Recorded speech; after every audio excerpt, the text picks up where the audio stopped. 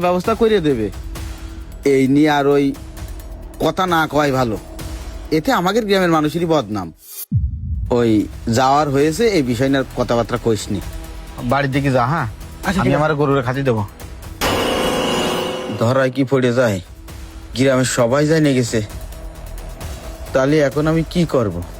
এই টাকা তো আমিই পাইছি, আমিই নিছি। কারোর কিছু বুঝতে দেওয়ার আগে যেইভাবে হোক এই টাকাটা আমার একটা কাজে লাগাতে হবে। ভাই, বিষয়টা আসলেই দুঃখজনক। আমার জীবনে আমি শুনিনি যে মসজিদের মতো একটা পবিত্র জায়গা থেকে টাকা চুরি হয়ে যায়।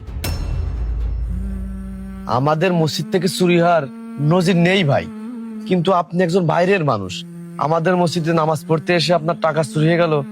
আসলে বিষয়টা দুঃখজনক। হ্যাঁ ভাই, আমাদের মসজিদ থেকে এই টাকাটা চুরি হয়ে গেছে, এটা আমাদেরই বদনাম, আমাদের এলাকারই বদনাম। আপনি মন খারাপ করবেন না ভাই, যেহেতু আমাদের মসজিদ থেকে টাকাটা হারাই গেছে, আমাদেরকে 10টা দিন সময় দেন, আপনার টাকাটার একটা ব্যবস্থা করে দেব।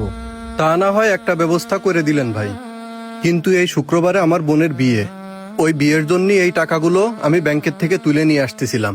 আপনাদের এখানে এসে নামাজ পড়েছি, ভুলবশত নামাজ পড়ে চলে গেছি, টাকাগুলো আমার নীতি মনে নেই। বেশ কিছু দূর যাওয়ার পরে মনে পড়লো আমি টাকা রেখে আইছি। পরে ফিরে আসলাম, মসজিদে অনেক খোঁজাখুঁজি করেছি ভাই, কিন্তু টাকাটা আর খুঁজে পাইনি। টাকাটা না হলে আমার বোনের বিয়ে ভেঙে যাবে, আর আমার বোনের বিয়ে যদি ভেঙে যায় তাহলে আমাদের পরিবারের মান সম্মান শেষ হয়ে যাবে। মসজিদের মতো এই পবিত্র জায়গা থেকে যে টাকাটা চুরি করেছে তার বিচার আমি ওই আল্লাহর কাছে দিলাম, আল্লাহ এর সঠিক বিচার করবে। ভাই, যেহেতু আপনার বোনের বিয়ে, আমাদেরকে 2 দিন সময় দেন, আপনার টাকা আমরা এই শুক্রবারের আগে দেওয়ার চেষ্টা করব। চলেন ভাই, নামাজ পড়ে আসি।